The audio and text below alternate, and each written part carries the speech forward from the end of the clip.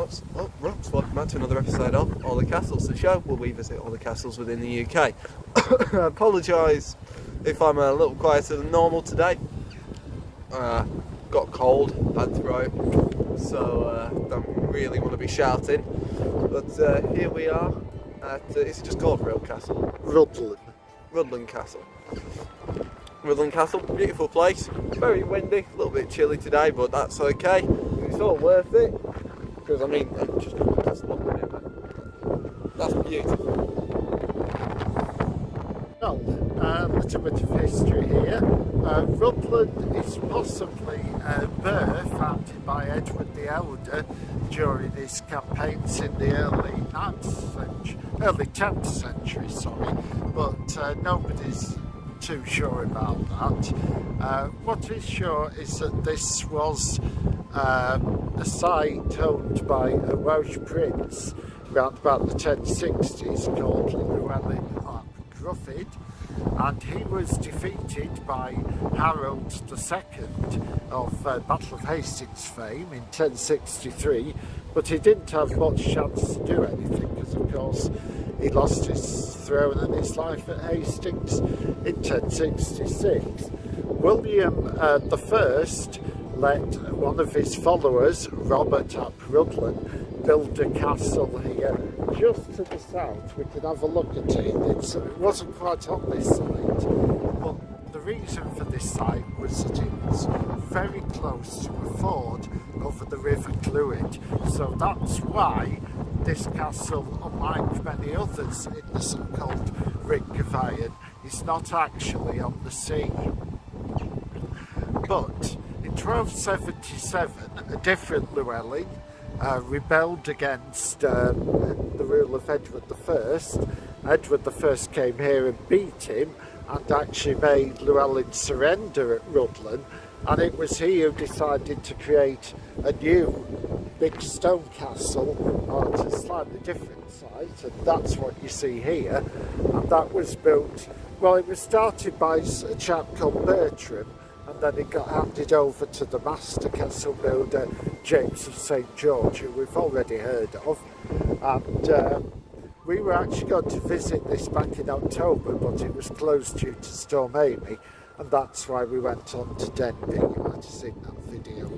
Now, the castle saw a bit of action in the revolt of Owen Glendower, but Glendower didn't manage to capture it, and then it was held by the Royalists for about 3 years during the English Civil War, and inevitably at the end of that, in 1648, Parliament gave the go-ahead for it to be slighted so it couldn't be used again.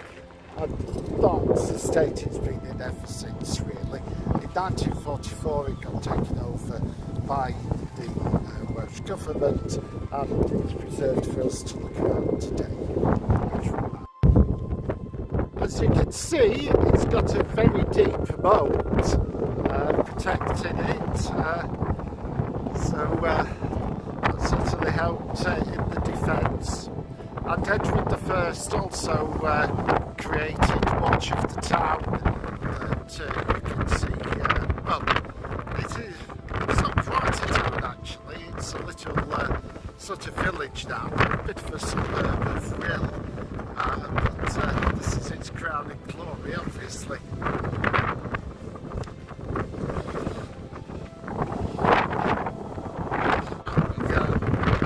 And what you can see here is the River Clwyd, which Edward I actually straightened and made into a bit of a canal to connect the castle with the sea, so we could run supplies here from the coast. I think this was the first castle of its Ring of Steel to actually be finished, because Flint was started before this one, but then this one was finished before Flint, so that gives you an indication of how important this was. I presume you can't actually make your way inside this building? It doesn't look like it, but let's have... No, because you can't get up onto that sort of walkway there, and that's supposed to be the only entrance. Okay, let's what? Oh, what? What we're looking at here is Gillet's Tower, which is separated from the main bulk of the castle, which is quite steeply above us at this point. But this was built specifically on the edge of the wall to protect the dock and the ships that came along Edward's canalised River Clwyd. And you can see that this river wall still has its arrow loops to further the defence.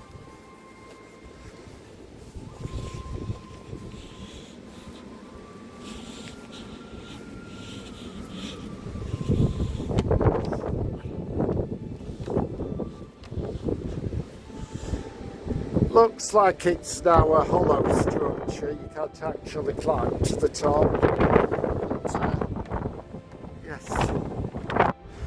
Okay, this is the inner ward of the castle. This would have housed all the important buildings. The King's Hall would have been here. You can see a well in the centre, and the chapel would have been here in the kitchen. And as you can see, it's very well protected. Notice that they've got arrow loops on the ground floor here. So if by any chance anyone had managed to get over the moat, they could still be shot as they approach the central part of the castle. Behind us, here is the East Gate House. And this is the first one where we'll climb upstairs for a view. Well, today the uppermost part of this one is closed off by this gate. Oh, you can't pay it. It's padlocked, yeah. So maybe they've decided that it's just a bit too exposed up there, but as you can see, there's some marvellous stonework here. So this is the interior of the East Gate House. You can see from the beam holes how many stories it originally had. So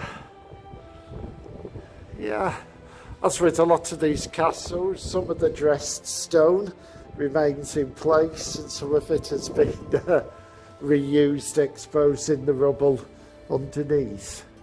But still quite an impressive structure. Now, let's move on to the next tower, see if we can get a bit higher on that one.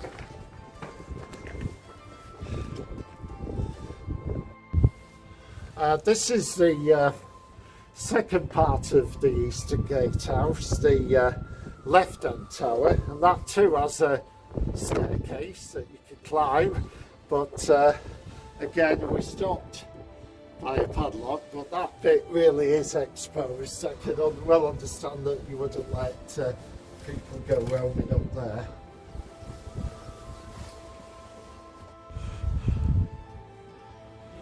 We're moving on to this tower in the southwestern corner, which doesn't appear to have its own name, but may provide the route to the top.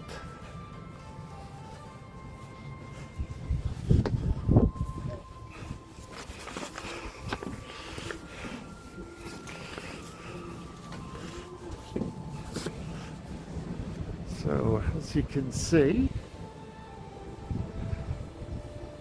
there's a fair few stories to this one, and a nice window at the top. I wonder what sort of room that led into.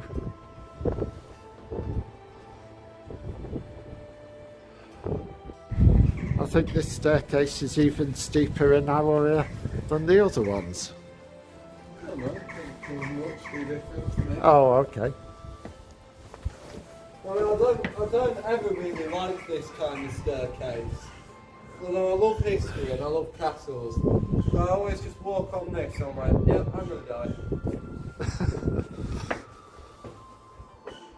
the next story up, you've got this little antechamber, and wondering if this is possibly a guardrobe. Who knows?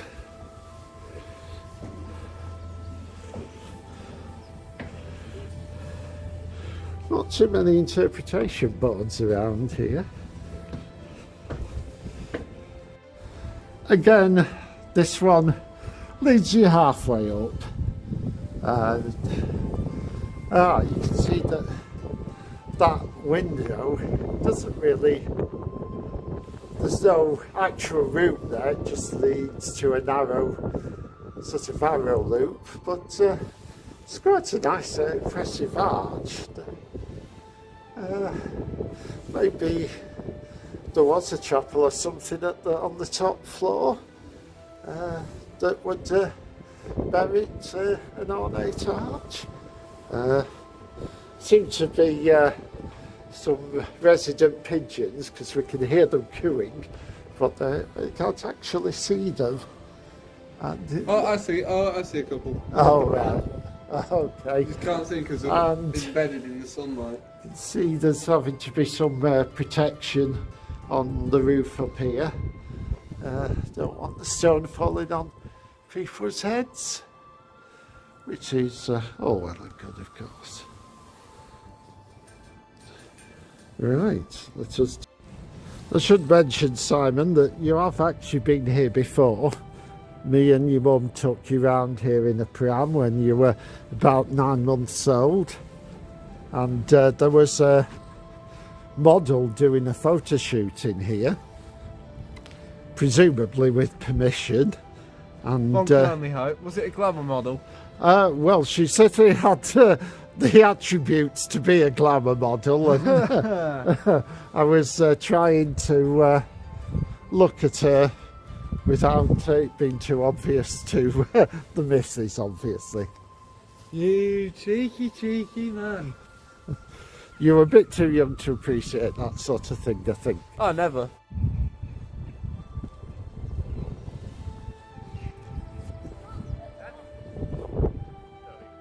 Nah, it's alright, don't worry.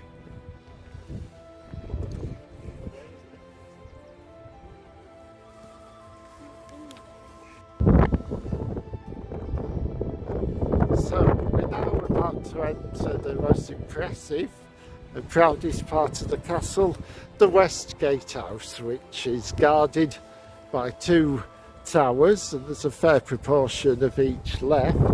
This is where they fly the flag. Let's see if there's any possibility of climbing them.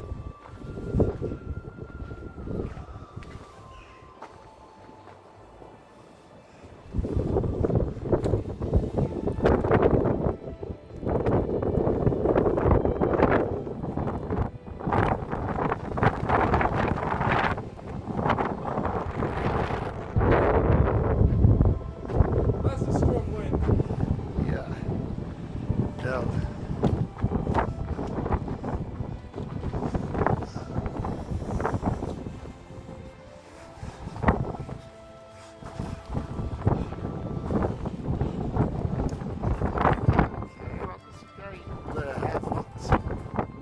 These look like they're hollowed out, actually. So you can see where the staircase did go, but I don't think there's much of it left yet. Okay, and yeah, some impressive archways there. Yeah, I didn't notice these when we went through here before, but you can see the notches for the portcullis here. So this would have been pretty much just as well guarded as the Western Gatehouse over there. But it's not quite as spectacularly built.